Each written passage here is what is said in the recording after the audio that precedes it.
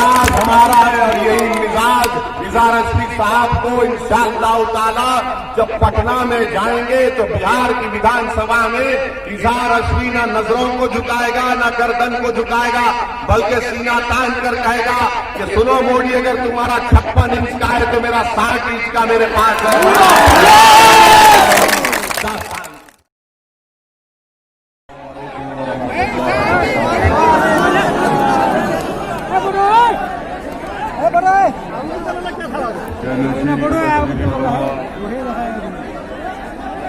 मजलिस इत्तेहादुल मुस्लिमीन के रुकने पार्लिमान मोहतरम इम्तियाज जलील साहब,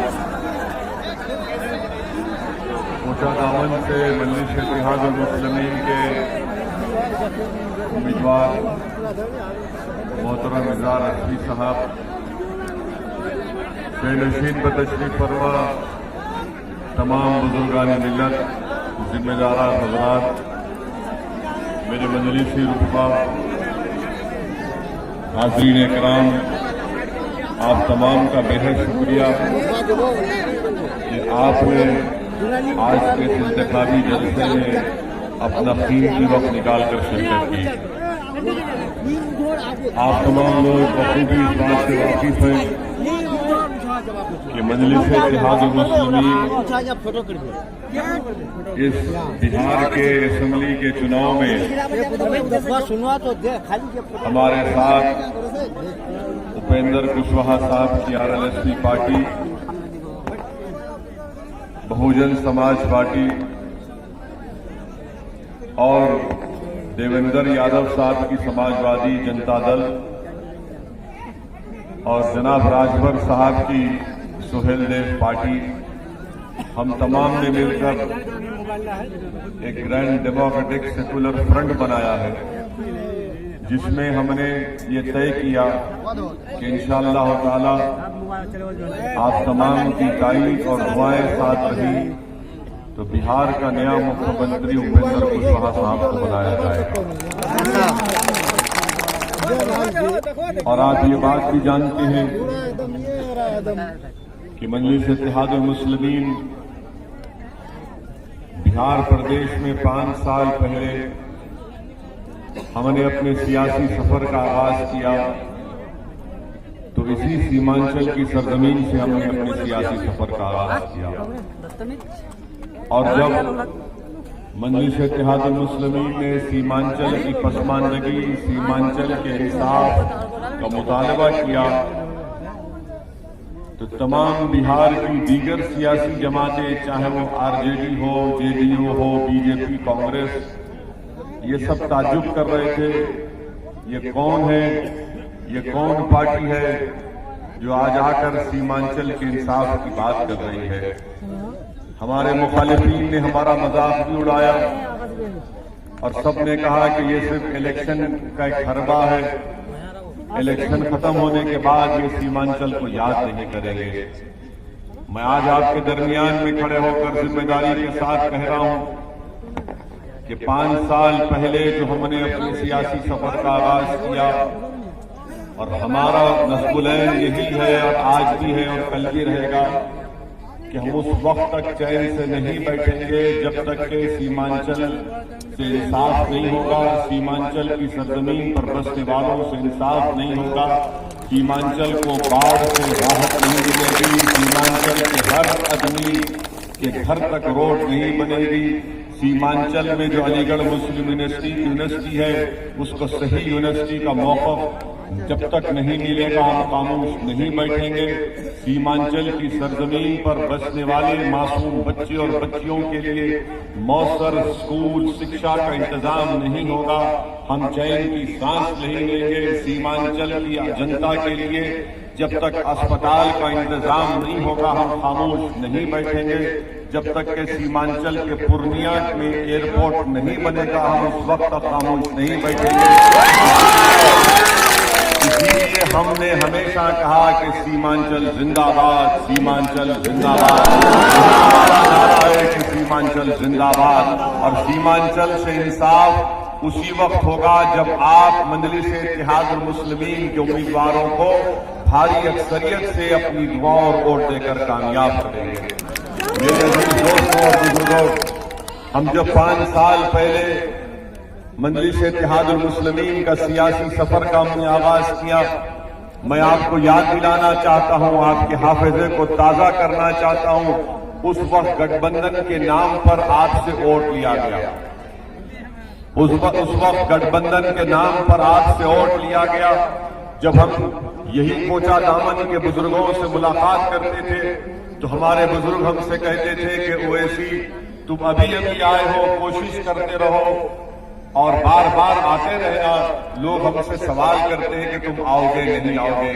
मैं बुजुर्गों को बड़ी आजिजी और इंकिसारी के साथ अर्ज कर रहा हूं कि आपने जो हमको हिदायत दी थी और आपने हमको जो मशवरा किया था, आपने जो हमसे सवाल किया था कि तुम 5 साल के बाद बार बार आओगे या नहीं आओगे, अल्हम्दुलिल्लाह हम हमेशा आपके दरमियान में आते रहे, आज भी है और इंशाअल्लाह ताला कल भी रहेंगे। दूसरा हमसे कहा गया था कि 5 साल पहले जब विधानसभा के बिहार के असेंबली के चुनाव हो रहे थे तो बाज लोगों ने हमसे कहा कि ओवैसी यहाँ पर हवा गठबंधन की है। हमने कहा हम हवा को देखकर काम नहीं करते, हमने तूफानों से मुकाबला करने का हुनर सीख लिया है। हम मुकाबला करेंगे, हमने मुकाबला किया अल्हम्दुलिल्लाह।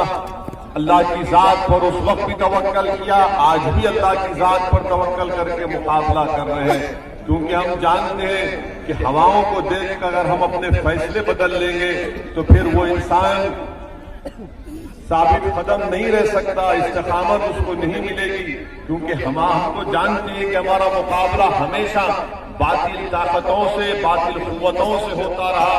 और मैं जानता हूं कि जिस कश्ती में मैं सवार हूं उस कश्ती को साहिल उसी वक्त मिलेगा जब हम इन तूफानों का मुकाबला करते हुए जाएंगे। इसीलिए मैं आपसे फिर से अपील करने आया हूं कि ये कश्ती आपकी है, ये जमात आपकी है, ये आवाज आपकी है, ये पहचान आपकी है, ये आवाज ओवैसी की है, मगर इसमें जज्बात की तर्जुमानी आपकी तकलीफ की मैं करने की कोशिश कर रहा हूं। इसीलिए हम फिर से आपके दरमियान में आकर आपको याद दिला रहे हैं कि 5 साल पहले जिस जिम्मेदारों ने ये कहकर गठबंधन को वोट दिया था कि बीजेपी को रोकना, आपको याद है ना कि जेडीयू, आरजेडी, कांग्रेस मिलकर आए थे और आकर कहा था कि बीजेपी को रोकना है, मोहन भगवत को हराना है और संघ मुक्त भारत करना है। मैं आपको आज याद दिला रहा हूं, मैं तो गुरूर और तकब्बुर के तौर पर नहीं बल्कि आपको याद दिला रहा हूं। मुझे कोचा दामन में कई जलसे करने का मौका अल्हम्दुलिल्लाह मिला। मैंने हर जलसे में आपको याद दिलाता रहा कि मेरी बात जहन नशीन कर लो, इलेक्शन के बाद नीतीश कुमार नरेंद्र मोदी के गोद में बैठ जाएगा। तो उस वक्त जेडीयू, आरजेडी, कांग्रेस के लोग मेरा मजाक उड़ाते थे, मेरी तौहीन करते थे, मगर मैं आज आपके दरमियान में खड़ा हूं। बताओ, मैंने 5 साल पहले जो बात की थी क्या वो सच साबित हुई नहीं? जिसको आपने वोट किया वो आज नरेंद्र मोदी के गोद में बैठकर दूध पी रहा है। हमने 5 साल पहले आपसे कहा था कि जेडीयू को वोट देने का मकसद यही है, मतलब ये है आरजेडी का वोट देने का, ये कांग्रेस का साथ देंगे, सब के सब बीजेपी का साथ देंगे। आप बताइए, जिस जेडीयू, आरजेडी और कांग्रेस ने आपका वोट लिया और वोट लेने के बाद अगर उसमें से उनका एक साथी बीजेपी की तारीफ करके बिहार में बीजेपी को इख्तिदार या सत्ता देता है तो क्या ये जिम्मेदारी आरजेडी पर, कांग्रेस पर आयद नहीं होगी?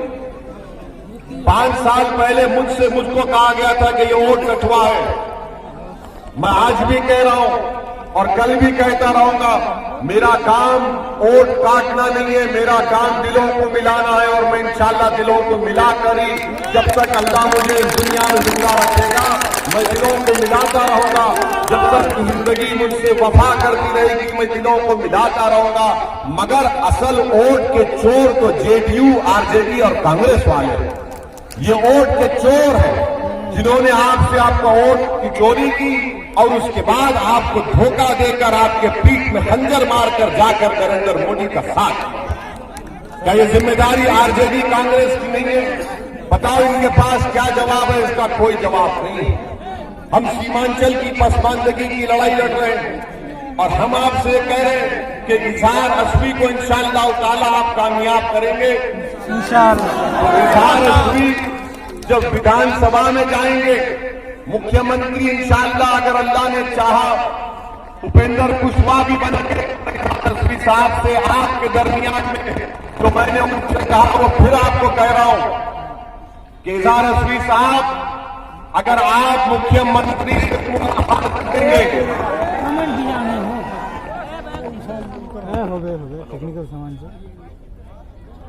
अगर आप मुख्यमंत्री से भी चीफ मिनिस्टर से मुलाकात करेंगे, आप सीमांचल के कोचा दामन के अवाम के मसाइल की तर्जुमानी करेंगे। जो यहां का विधायक जिसको वोट दिया गया था गठबंधन झूठ बोलकर, हमारे पीठ में खंजर भोंककर, धोखा देकर और हासिल किया, ये इनको इनकी पार्टियों से, आरजेडी से, जेडीयू से, कांग्रेस से टिकट इसलिए दिया जाता है, इनको इसलिए टिकट दिया जाता है कि इनसे कहा जाता है कि तुम्हारा काम गर्दनों को नीचे झुकाओ, हमारी आंख में आंख नहीं मिलाना और हम तुमको जहां कहे वहां पर बैठ जाओ। मैं आपसे कह रहा हूं कि मैं इन चीजों को नहीं मानने वाला हूं। हिंदुस्तान की पार्लियामेंट में अगर गरीब अवाम ने मुझे इम्तियाज जलील को कामयाब करके भिजाया तो हम दो ही सही मगर अल्लाह के करम से 540 के अवाम पर हम भारी पड़ रहे। ये मिजाज हमारा है और यही मिजाज इजहार असवी साहब को इंशाअल्लाह ताला जब पटना में जाएंगे तो बिहार की विधानसभा में इजहार असवी ना नजरों को झुकाएगा, ना गर्दन को झुकाएगा, बल्कि सीना तान कर कहेगा कि सुनो मोदी, अगर तुम्हारा 56 इंच का है तो मेरा 60 इंच का मेरे पास है। आप पूछिए इन लोगों से, आरजेडी जेडीयू के लोगों से, कि तुमने 5 साल पहले हमसे धोखा करके झूठ बोलकर वोट हासिल किया, वोट कटवा कौन साबित हुआ? बताओ आप, किसने आपके वोट की चोरी की और बीजेपी के साथ जाकर बैठ गए? तीसरी बात, एनपीआर, एनआरसी और सीएए का जब एहतजाज चल रहा था, पूरे किशनगंज में चला, पूरे सीमांचल में चला, मैं आपको से पूछ रहा हूं, क्या जब ये सीएए, एनपीआर, एनआरसी का एहतजाज चल रहा था तो क्या आपने आरजेडी और जेडीयू के लोगों को देखा रोड पर एहतजाज करते हुए? क्या आपने सीएए, एनपीआर, एनआरसी के एहतजाज में जब कांग्रेस, जेडीयू, आरजेडी को नहीं देखा, किसको देखा आपने? अख्तर अली खान को देखा। किसने देखा? किसको देखा आपने?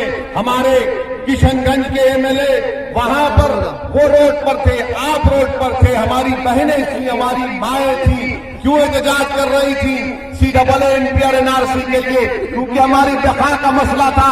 और सुनो सीमांचल की जनता, सुनो कोचा दामन के मेरे गयूर भाइयों और बहनों, मेरे बुजुर्गों, यही बीजेपी ने कहा कि हम सीएए, एनपीआर, एनआरसी को लागू करेंगे, इसलिए कि सीमांचल किशनगंज में घुसपैठी है।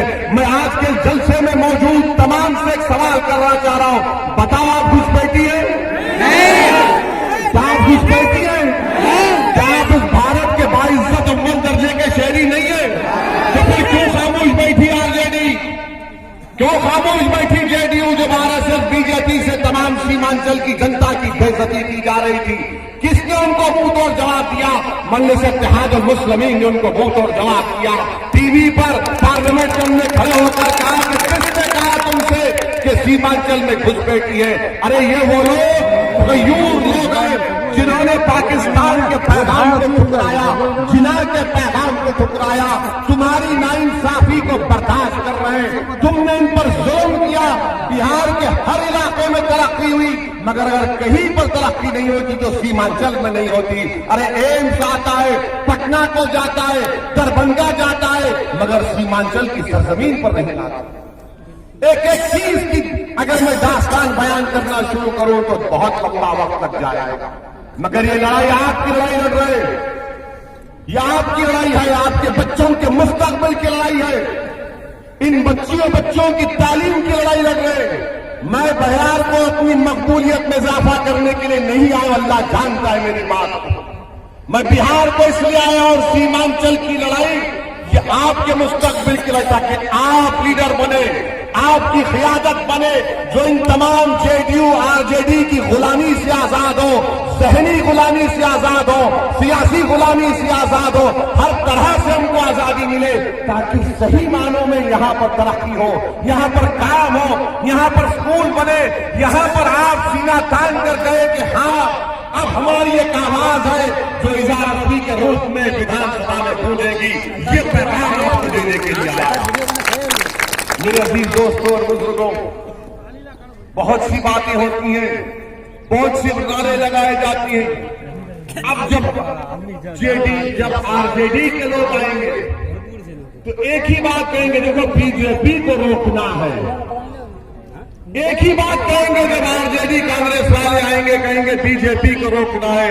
अरे जब यहाँ पर मक्का की फसल का पैसे नहीं मिले तो वो बीजेपी है क्या? मिला आपको फसल के पैसे मिले आपको?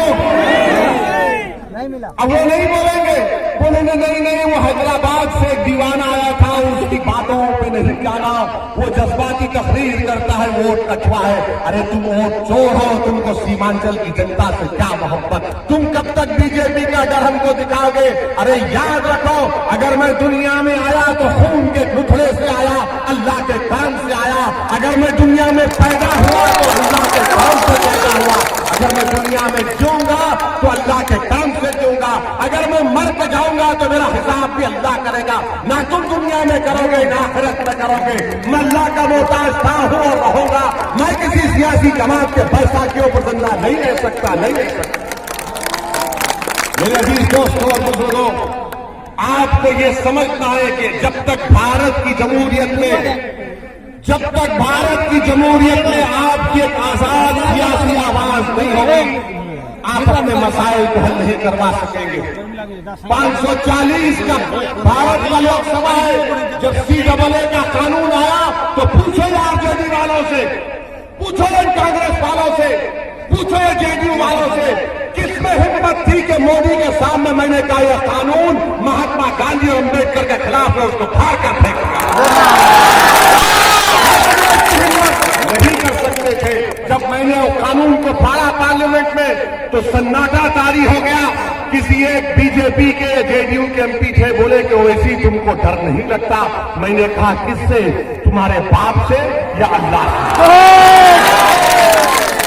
मेरे अजीज दोस्तों और बुजुर्गों, आज मैं आपसे अपील कर रहा हूं कि असलियत को थोड़ी देर के लिए छोड़ दीजिए, बल्कि हमेशा के लिए छोड़ दीजिए। असलियत को छोड़ दीजिए। दुश्मन सिर्फ कमजोरी देखता है और उस कमजोरी का इस्तेमाल करना चाहता है, इस्तेसाल करना चाहता है। और याद रखिए, यकीनन हमारी एक शनाख्त तो शनाख्त पर रही है, मगर उसको दुश्मन को फायदा पहुंचाना मत, उससे दुश्मन को ना फायदा पहुंच जाए। बहरहाल ये पहला जलसा है कोचा दामन का, और भी जलसों में मैं आता रहूंगा। मैं आपसे इस उम्मीद से जा रहा हूं कि अब की बार इंशाअल्लाह ताला आप मुत्तहिदा तौर पर अपना एक अकाउंट मजलिस इत्तेहादुल मुस्लिमीन के उम्मीदवार जनाब इज़हार रफ़ी साहब के हक में इस्तेमाल करेंगे, जिनका इंतखाबी निशान पतंग छाप पर बटन दबाइए और इज़हार रफ़ी को कामयाब करिए। और आपको और एक बात बता रहा हूं, जेडीयू वालों सुन लो, नीतीश कुमार अपनी जिंदगी का आखिरी इलेक्शन लड़ रहे हैं इंशाअल्लाह। नीतीश कुमार अपनी जिंदगी का आखिरी इलेक्शन लड़ रहे हैं। बहुत बोले थे ना नीतीश वोट कटवा। अरे याद रखो, जब तुम झूठ बोलते हो तो वक्ती फायदा हो सकता है, मगर जीत हमेशा सच्चाई की होगी। तुमने झूठ बात कही थी, आज इंशाअल्लाह तुम्हारा वैसे ही खात्मा होगा। सियासी तौर पर अब नीतीश कुमार नहीं जीतने वाले, टाटा बाय बाय कर रहे हैं। बीजेपी नरेंद्र मोदी दो घोड़ों की सवारी कर रहे हैं। एक घोड़े नीतीश पर बैठे, एक जेपी पे बैठे। नरेंद्र मोदी दोनों को अस्तबल में बन के दूसरा अच्छा, मगर हम ये होने नहीं देंगे। बहरहाल मेरे अजीज दोस्तों और बुजुर्गों, मेरी इज्जतदार माँ और बहनों में आपसे अपील कर रहा हूँ कि मजलिस इत्तेहादुल मुस्लिमीन के अपने वोट देकर कामयाब करिए। हमारी लड़ाई सीमांचल की है, बिना जिहाद बतौर मिल्लत हम सीमांचल की तरक्की के लिए काम करेंगे, इंसाफ की लड़ाई लड़ेंगे और इसमें आपके वोट, आपके ताउन की बेहद जरूरत है। अस्सलाम वालेकुम व रहमतुल्लाहि व बरकातहू।